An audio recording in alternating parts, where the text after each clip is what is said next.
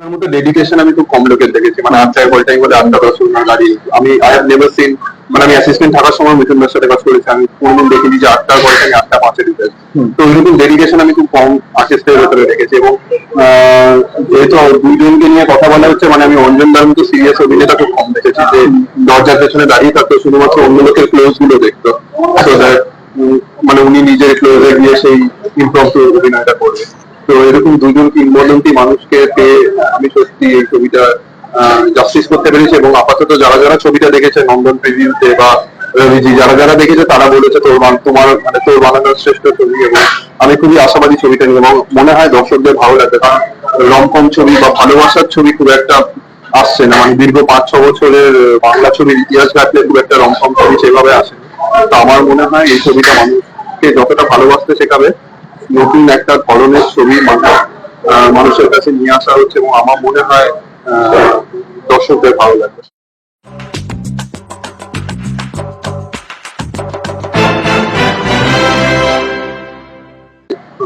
Welcome back to Tolly Bangla box office. তোমাকে স্বাগত জানাই। নতুন সিনেমা শ্রীমান শ্রীমতী, কতটা এক্সাইটেড কি বলবে? এক্সাইটেড প্রত্যেকটা ছবির সময় হয়, কিন্তু হ্যাঁ মানে এই ছবিটা আমার কাছে খুবই প্রিয়। এবং যেহেতু দুই কিংবদন্তি মানুষকে আমরা একই পর্দায় নিয়ে আসতে পেরেছি, এবং মিঠুন চক্রবর্তী অঞ্জন দত্তকে একই ফ্রেম শেয়ার করানো, মৃণাল সেনের দুই হিরোকে একই পর্দায়, এটা আমার কাছে একটা স্বপ্নের মতো। এবং দুজনকে একসঙ্গে ডিরেক্ট করাও dream come true moment for me. So এই ছবিটা নিয়ে আমি খুবই এক্সাইটেড। এবং এই ছবিটা খুবই একটা নর্মাল, মানে খুবই একটা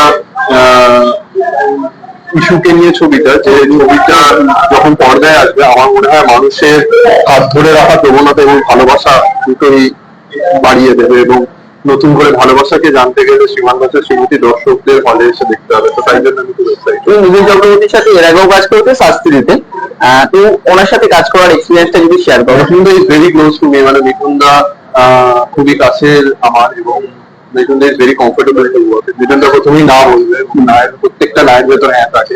এবং মিঠুন দা লাস্টে গিয়ে কিন্তু সবকিছু করে দিয়ে তারপরে যায়। সো মিঠুন দার মতো ডেডিকেশন আমি খুব কম লোকের দেখেছি। মানে 8টায় কল টাইম বলে 8টা 10 ঘন্টা গাড়ি। আই হ্যাভ নেভার সিন, মানে আমি অ্যাসিস্ট্যান্ট থাকার সময় মিঠুন দার সাথে কাজ করেছি, আমি কোনোদিন দেখিনি যে 8টার কল টাইম 8টা 5-এ ঢুকেছে। তো ওইরকম ডেডিকেশন আমি খুব কম আর্টিস্টের ভেতরে দেখেছি। এবং যেহেতু দুইজনকে নিয়ে কথা বলা হচ্ছে, মানে আমি অঞ্জন দার মতো সিরিয়াস অভিনেতা খুব কম দেখেছি যে দরজার পেছনে দাঁড়িয়ে থাকতো, শুধুমাত্র অন্য লোকের ক্লোজ গুলো দেখতো। So that, মানে উনি নিজের ক্লোজে গিয়ে সেই ইমপ্রম্পটু অভিনয়টা করবে। তো এরকম দুজন কিংবদন্তি মানুষকে পেয়ে আমি সত্যি এই ছবিটা জাস্টিস করতে পেরেছি। এবং আপাতত যারা যারা ছবিটা দেখেছে নন্দন প্রিভিউতে বা রবিজি, যারা যারা দেখেছে তারা বলেছে মানে তোর বানানোর শ্রেষ্ঠ ছবি। এবং আমি খুবই আশাবাদী ছবিটা নিয়ে, এবং মনে হয় দর্শকদের ভালো লাগবে, কারণ রমকম ছবি বা ভালোবাসার ছবি খুব একটা আসছে না। মানে দীর্ঘ 5-6 বছরের বাংলা ছবির ইতিহাস ঘাটলে খুব একটা রমকম ছবি সেভাবে আসেনি। তো আমার মনে হয় এই ছবিটা মানুষকে যতটা ভালোবাসতে শেখাবে, নতুন একটা ধরনের ছবি মানুষের কাছে নিয়ে আসা হচ্ছে, এবং আমার মনে হয় দর্শকদের ভালো লাগবে। এত বড় একটা star caste, Mithun Chakraborty, Anjan Dutta sir রয়েছেন, অঞ্জনা বসু রয়েছেন, তো তুমি এটা ফেস্টিভ্যাল রিলিজ তো দিতে পারো, ফেস্টিভ্যাল রিলিজ নয় কেন? না, ফেস্টিভ্যাল রিলিজ নয়, কারণ ফেস্টিভ্যালে আমি আগের বার একটা ছবি রিলিজ করেছি, এবং সেখানে একটা হল পাওয়া নিয়ে প্রেশার থাকে, সবকিছু নিয়ে একটা প্রেশার থাকে। মানে লেটস বি ভেরি প্র্যাকটিক্যাল। এবং সবাই সবার ছবি বাঁচাতে চায়। তো আমাদের এটা প্রথম থেকেই ছিল যে আমার এই ছবিটার প্রতি এতটাই কনফিডেন্স আছে, আমার মনে হয়েছিল যেটা নন ফেস্টিভ্যালে আসবো এবং একা আসবো, এবং যেখানে আমি একটা ওপেন উইন্ডো পাবো লোকদের ছবিটা দেখানো। তো সেই প্ল্যানিং অনুযায়ী আমাদের ছবিটা আনা। এবং এই ছবিতে সত্যি দুর্ধর্ষ কিছু কাস্টিং হয়েছে। মানে মিঠুন চক্রবর্তী, অঞ্জন দত্ত ছাড়াও এখানে অঞ্জনা দি রয়েছে, she is terrific in the film. এটা ছাড়াও পরমব্রত চট্টোপাধ্যায় রয়েছে, মধুমিতা সরকার রয়েছে, রশ্মি সত্যম, বিশ্বনাথ দাস, অনিমাদি। তো প্রত্যেকের কাজ এত ভালো করেছে যে একটা সময় গিয়ে মনে হবে কাকে ছেড়ে কাকে দেবে।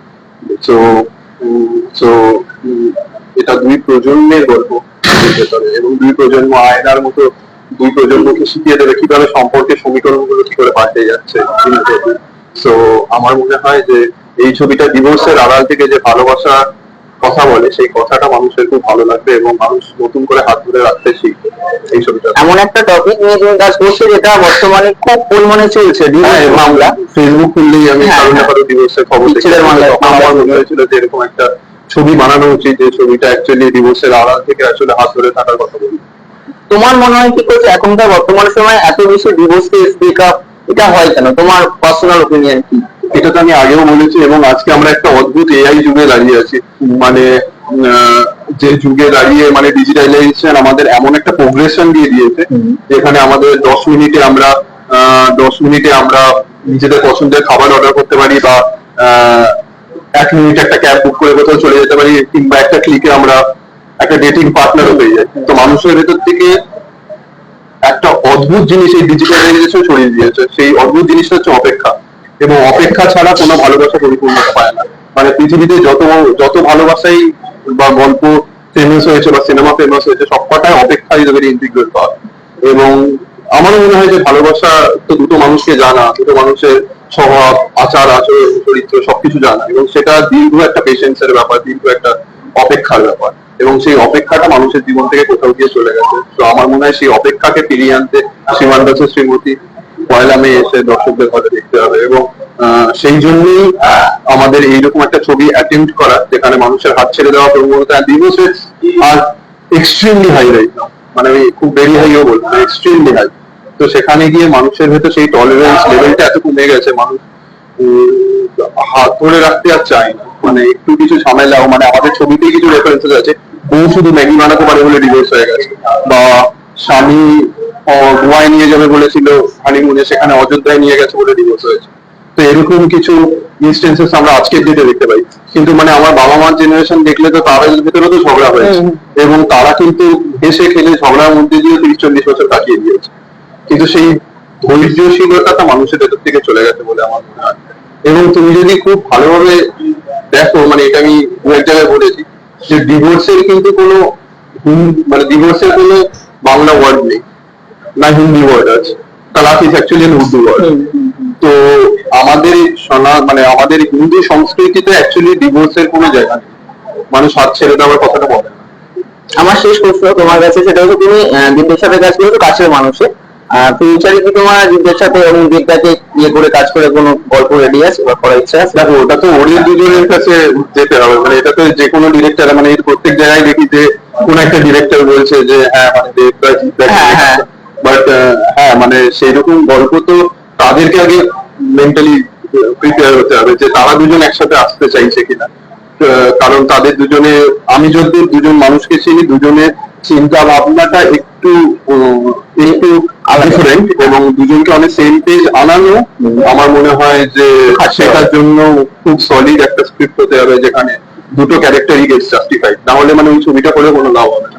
তো সেটা তাদের উপর বেশি নির্ভরশীল। এটা এই কমেন্ট আমি করবো না, মানে এটা প্রত্যেকটা ডিরেক্টরই বলে যে এটা দুজনকে এক জায়গায় আনতে চায়, এটা একদমই না। কারণ তারা দুজন আসতে চাইছে কিনা সেটা তাদের কাছে খুব ইম্পর্টেন্ট। তোমাকে ধন্যবাদ। আর আমাদের অডিয়েন্সকে কি বলতে চাও? আপনাদের শুধু এইটুকু হাত জোর করে অনুরোধ, এই ছবিটা আমার কাছে খুব কাছের ছবি, এবং শুধু আমি না, আমার কলা কুশলী এবং আমার প্রডিউসার যারা প্রথমবার এরকম একটা ছবি প্রডিউস করতে চেয়েছে, তাদেরও খুব, তাদের কাছেও খুব স্পেশাল। এবং আপনাদের হাত জোর করে এটা অনুরোধ, আপনারা 1 মে থেকে আপনাদের নিকটবর্তী প্রেক্ষাগৃহে শ্রীমান দাসের শ্রীমতী চলবে। এই শ্রীমান দাসের শ্রীমতী একবার দেখলে আপনাদের ভালোবাসার নতুন মানে আপনারা বুঝতে পারবেন, হাত ধরে রাখার প্রবণতা, হাত ধরে রাখতে কিভাবে হয় সেটা জানতে পারবেন। এখানে শ্রীমান ভার্সেস শ্রীমতীতে ভার্সেসটা অ্যাকচুয়ালি লড়াই না, এটা একটা ভালোবাসার প্রতীক। আপনারা 1 মে থেকে আপনাদের নিকটবর্তী প্রেক্ষাগৃহে গিয়ে শ্রীমান ভার্সেস শ্রীমতী দেখবেন, সত্যি ভালো লাগবে।